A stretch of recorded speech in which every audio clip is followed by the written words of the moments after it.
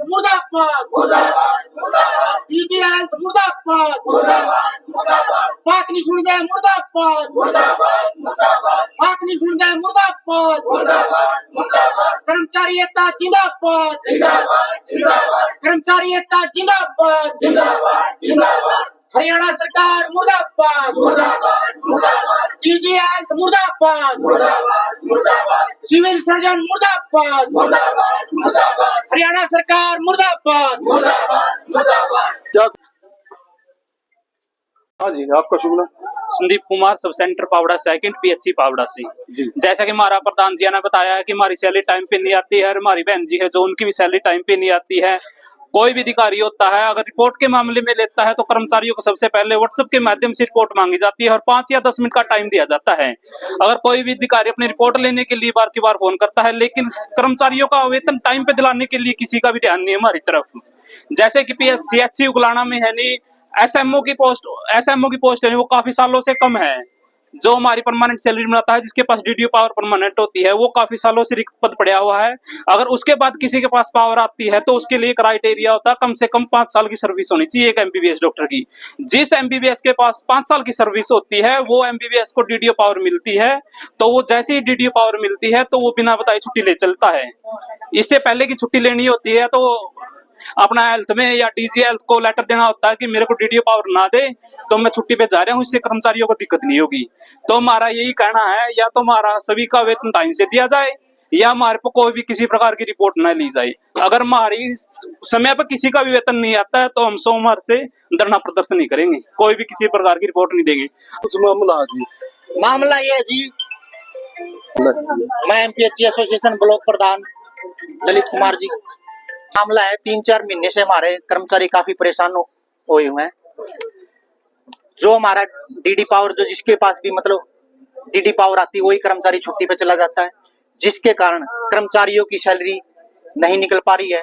कर्मचारियों के बैंकों द्वारा लोन लिए हुए हैं, जिससे उनकी ईएमआई समय पर नहीं कट पाती, जिससे उनका सिविल स्कोर भी डाउन होता है और उनको चार्ज भी एक्स्ट्रा देने पड़ते हैं। कर्मचारी मानसिक रूप से प्रताड़ित है। स्वास्थ्य विभाग का इसकी तरफ से कोई ध्यान नहीं है। डीडीओ के लिए हम यहाँ से लेटर गया हुआ 1 महीना हो गया, डीजी हेल्थ को कानों तक जू भी नहीं रहेंगी। कर्मचारी इसलिए आंदोलन करने पर मजबूर है।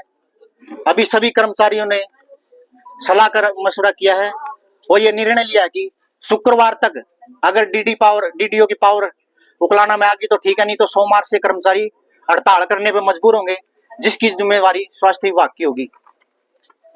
जो आपने बताया कि यहाँ डीडी नहीं है, तो क्या परमानेंट को डॉक्टर नहीं है? क्या कारण है जो जिसकी जिम्मेवारी इसकी? इसके लिए सरकार का क्राइटेरिया होता है, 5 साल का कम से कम सर्विस का पीरियड होता है। तो यहाँ पे कि डॉक्टर अवेलेबल था, जैसे डॉक्टर सुप्रीम को पावर मिल गई थी, लेकिन डॉक्टर सुप्रीम बार बार जब भी उनको डीडी पावर मिलती है वो छुट्टी पे चला जाता है।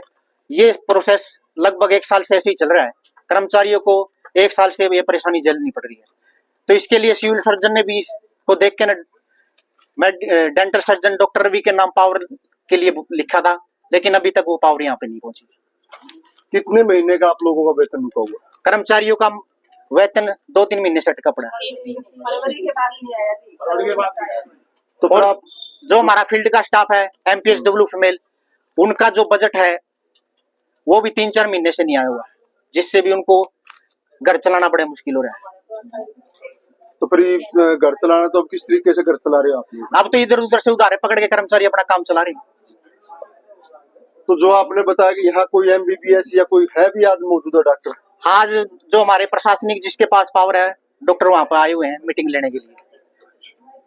तो आपने शुक्रवार तक का समय दिया है, तो उसके उपरांत जो प्रदर्शन करेंगे क्या करेंगे? उसके ऊपर हम पूरी रूप से सोमवार से स्वास्थ्य सेवाएं पूर्ण रूप से बाधित कर देंगे। इसकी जिम्मेवारी स्वास्थ्य। क्या कुछ मामला और क्या आप लोगों की रणनीति रहने वाला है? सर, हमारे यहाँ परमानेंट डीडीओ नहीं है काफी दिनों से। बार बार जिसके पास भी डीडीओ पावर आ रही है वो जैसे भी डीडीओ पावर आती है वो डॉक्टर है ना अपना छुट्टी पे चले जाते हैं, और इस कारण से सभी की सैलरी है ना टाइम पे नहीं आ रही है। और बार बार में है ना जो सरकारी कर्मचारी है वो मानसिक रूप से भी परेशान हो रखा है कि देखो सभी के घर खर्चे एक किस्म से अस्त व्यस्त हैं, लेकिन मजबूरी के कारण है ना उन्होंने उधारे इधर उधर से उठाने पड़ रहे हैं। और लेकिन किसी ने लोन ले रखा है, किसी ने क्या कुछ कर रखा है, लेकिन सबकी अपनी अपनी प्रॉब्लम है। लेकिन सैलरी के ही लिए काम करता है सरकारी कर्मचारी, लेकिन सैलरी नहीं होगी तो सारे काम तो रुकेंगे ना। मजबूर है जी नारेबाजी करने के लिए और हड़ताल करने के लिए। मान लो कि आपको अभी और नहीं वेतन मिलता तो कैसे काम चल पाएगा? काम तो जी देखो मेडिसिन भी है सबकी अपनी अपनी, लेकिन वो मेडिसिन के लिए भी परेशान हो रखा है।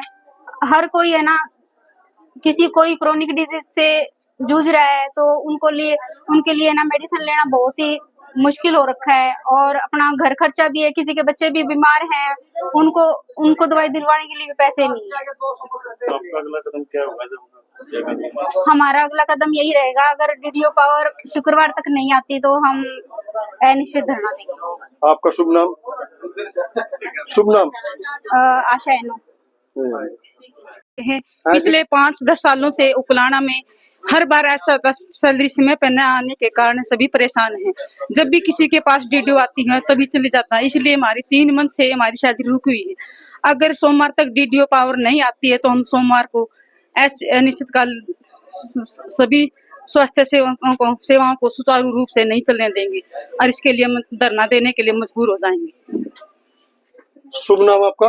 मेरा उम्मीद देवी, पीएचसी पावड़ा। जी डॉक्टर साहब, शुभ नाम? डॉक्टर रवि हूँ। मेरे पास अभी एडमिनिस्ट्रेशन वगैरह का सुबह आए थे स्टाफ से, इनकी कुछ प्रॉब्लम्स है सैलरी वगैरह की, इनका ले लिया है ज्ञापन और सिविल सर्जन मैडम को और उच्च अधिकारी को उसको जल्द से जल्द फॉरवर्ड कर दिया जाए।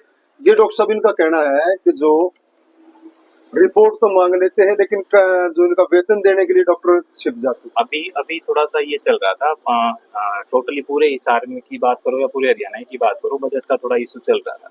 अब बजट लेकिन आगे अभी आया है दूसरी सीएससीज पे भी, लेकिन यहाँ का थोड़ा सा था इशू, उसी के रिगार्डिंग आज ये ज्ञापन दे रहे हैं। अब उच्च अधिकारियों को जब लिखेंगे वहीं से हो पाएगी ये तो ना।